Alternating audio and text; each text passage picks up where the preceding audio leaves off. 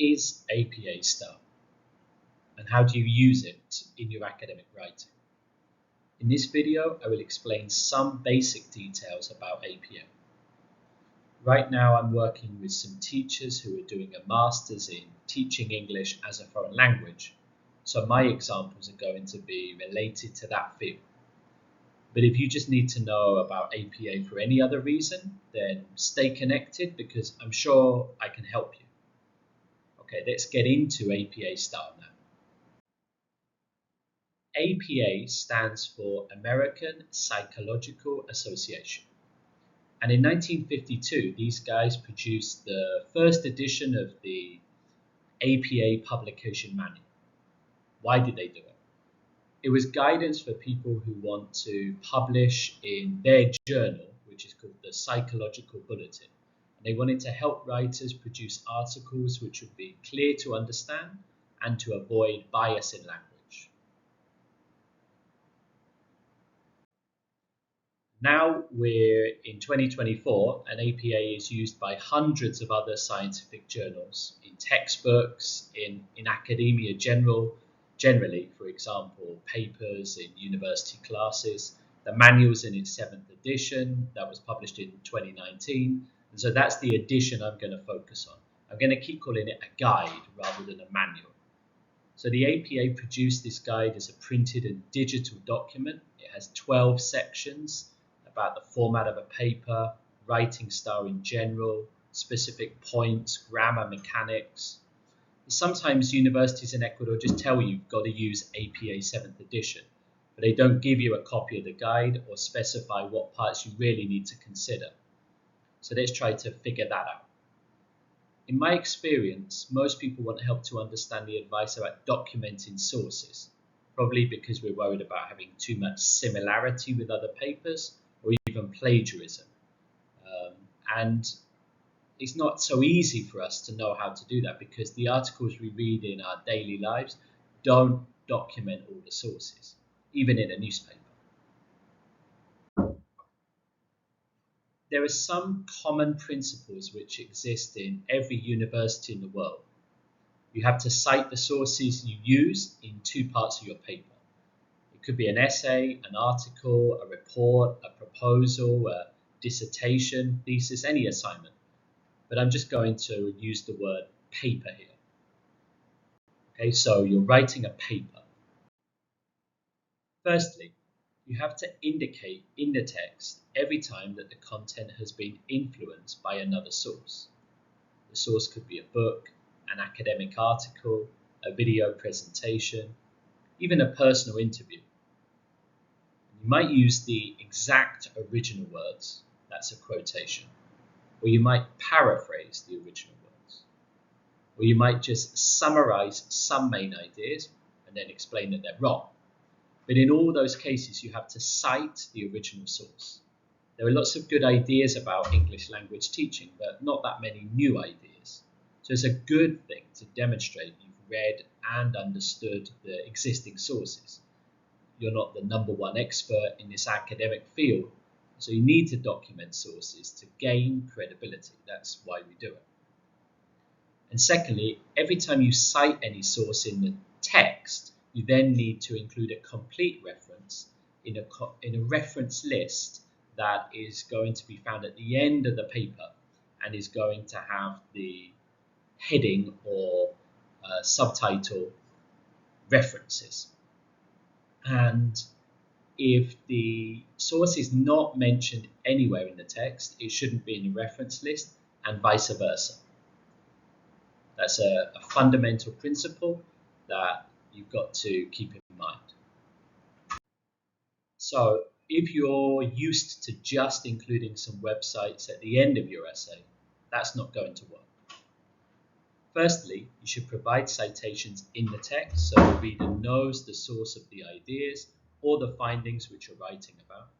And second, those sources are identified in one final reference list. And if you can't find a way to cite the source directly in the text, you can't include it in the final list.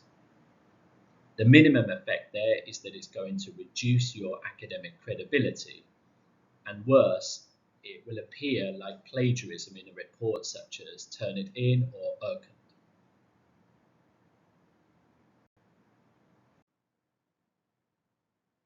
Here you can see an example of a Turnitin similarity report, and it's highlighted that this section of the text has similarity with some other published document.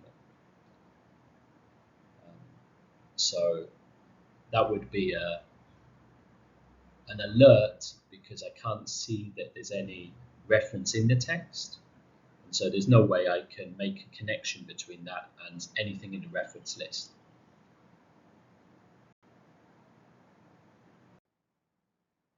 So let's look at some more examples. I'm going to be using an article which was published in 2023 in the journal Language Learning. It's about the effects of form-focused practice and feedback. The first named author is Nadia Mivka Profasic, and this is an open access article, and I've included the links in the description. Hope I got her name right.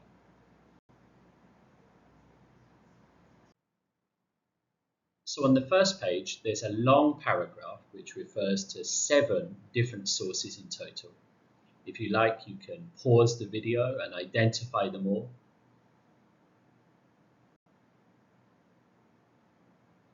That's optional. I'm going to continue. So there they are, highlighted in yellow. Now in this section of the paper, almost all the references are in parentheses or brackets. It's the same. And that's a common way to cite, but it's not the only way. Can you see any author names which are not in brackets? Later in the video, I'm going to say a bit more about that alternative. So again, you can pause the video if you want to look at that in more detail. But now on the left side, you can see the list of authors. And notice that the APA in-text citation also requires a date, but I haven't copied that on the left. So as a reader who's interested in this topic, this citation system allows me to identify and consult any of the original sources. How can I do that? I can turn to the reference list and I can find where and when, or specifically where that article or book was published, and then I can try to track it down.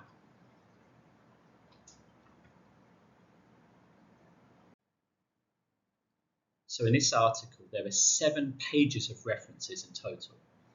But here you can easily see the entry for Andringer and Godefroy and Arnett. By the way, Andringer and Godefroy are the names that are not in brackets, if you can find them on the right-hand side. You might need to pause for a moment to check that. And I'm going to continue again. Right. I've told you the fundamental principle about documenting sources. And now I'm going to give you a bit more information about how to cite skillfully. Earlier in the video, I showed you the first paragraph of this article, and there the authors want to make some general statements about the topic. They refer to multiple sources, and it's appropriate for them there to include most citations in parentheses, and that's called a parenthetical in-text citation.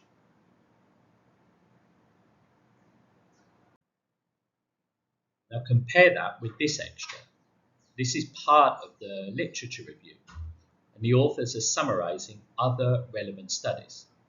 They describe what the researchers did, what they discovered, and also make a comment about the findings. In this case, the authors of the original source are cited in the sentence, not in parentheses. And the only information that goes in parentheses is the date and the specific page numbers for the direct quotes. But this is called a narrative in-text citation, and is completely appropriate and effective. Sometimes people have the name as the subject in a sentence, but they put it in parentheses, and so the sentence will therefore be incomplete. So be careful about that. Let's look at the 2 forms of in-text citation side by side here. So you've got the parenthetical in-text citations on the left, behind me, and the narrative in-text citations on the right. And if you need more time to look at that, pause the video now. So maybe you have some questions at this point. How am I going to remember this? And how am I going to develop the skill to do it correctly? My answer to the first question is refer to the APA website, and I've included a link in the description below.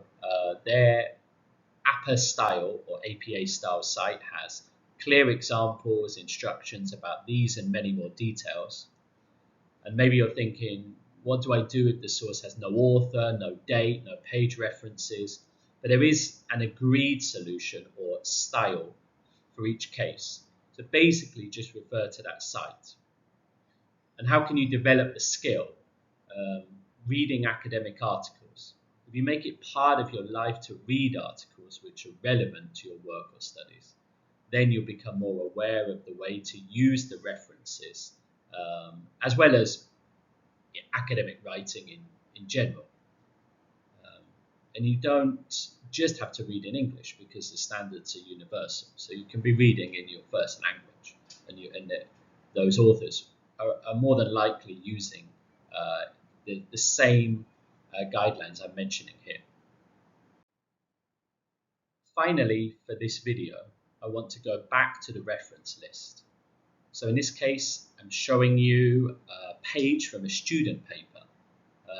And this is an example which the APA have published.